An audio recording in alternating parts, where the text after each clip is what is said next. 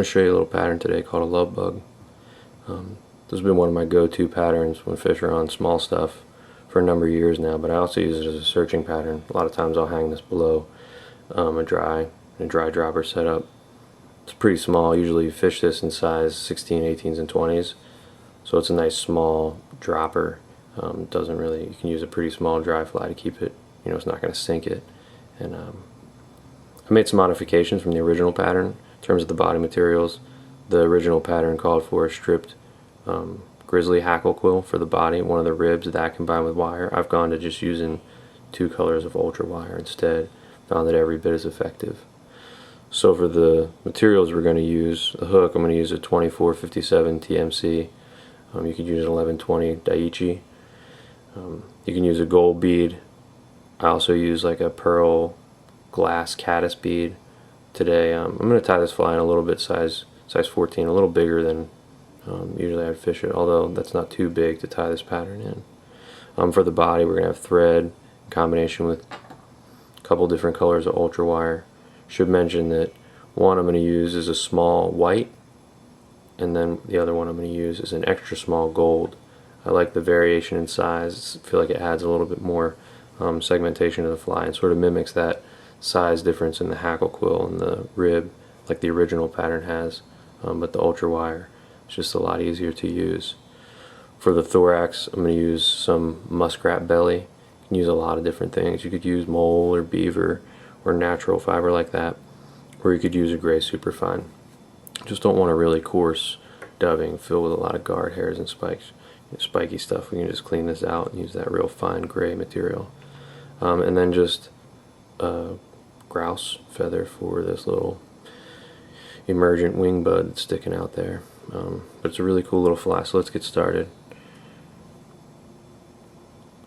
Going to use this size 14 2457 like I mentioned, and the 3/32 gold bead.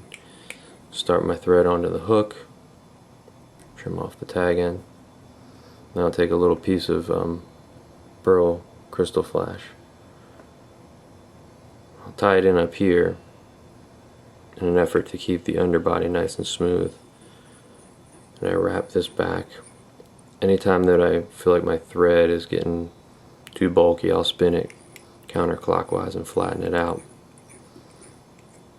It can really help when you're tying small flies. In this size it won't really matter as much or affect the outcome of the body as much, but it's still worth doing to keep your flies looking really nice. So just do that again, then I advance my thread back up to the thorax and touching turns. And I trim this little bit off.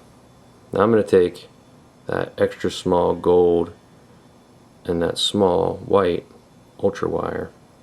I'm going to hold them together, and I like to tie these on the hook so they're on the side facing towards me, and I like to keep them there on the side.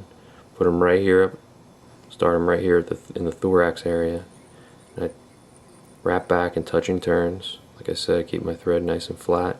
You'll be able to see, you'll see your thread looks a little twisted. Just spin it, it's real easy to do.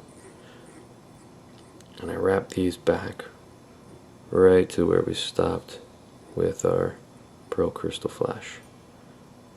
Give it another spin, just nice and flat as I come forward.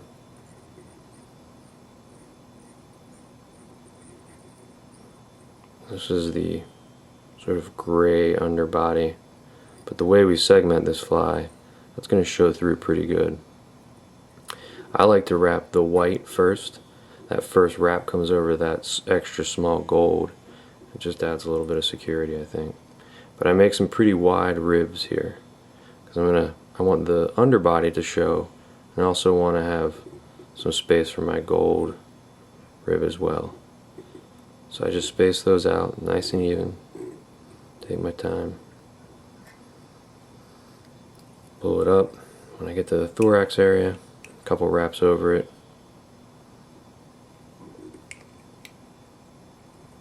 And you can usually just break this off pretty easily rather than clip it. Gives you a little cleaner tie off point, if you will.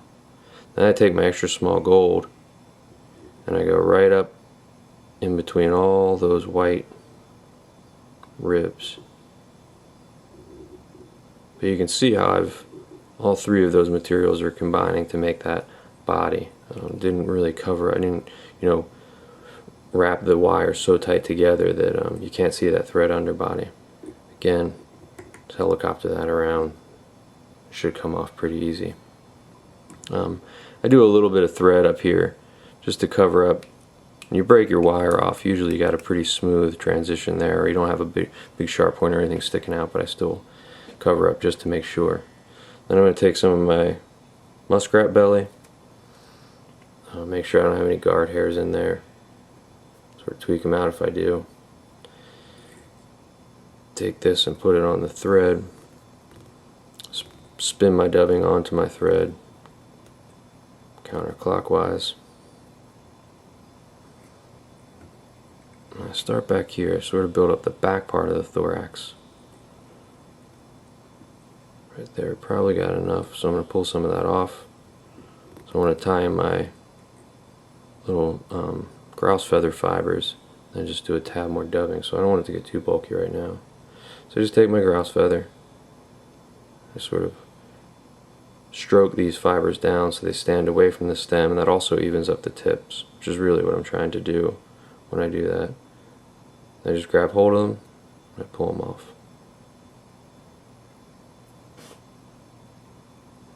Just take my wing fibers. I like those to be pretty short. I like them to go a little bit beyond where our thorax is here, but I don't want to make them too long. It's just supposed to give the impression of maybe a little wing sticking out, beginning to stick out on your merger.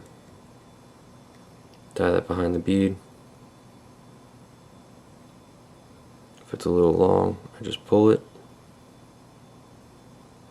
Make sure I like the way it looks. And I make a couple secure wraps to really lock it in. And then I just reach in here with my scissors, clip that off. Take just a tiny bit more of this muskrat dubbing, muskrat belly fur I should say. Get rid of the guard hairs. Spin that onto my hook, really sparse. I'm barely even changing the diameter of the hook here, if you can see. Slide it up. Sort of wind my dubbing so it lays that little wing bud back a little, facing backwards, not pointing so straight up. I just take my whip finisher, whip finish, and it's done. The only thing left to do is to trim that trailing shuck. I just cut that to length, maybe about the same length as the body. That's it. There's your LoveBug. Give it a try.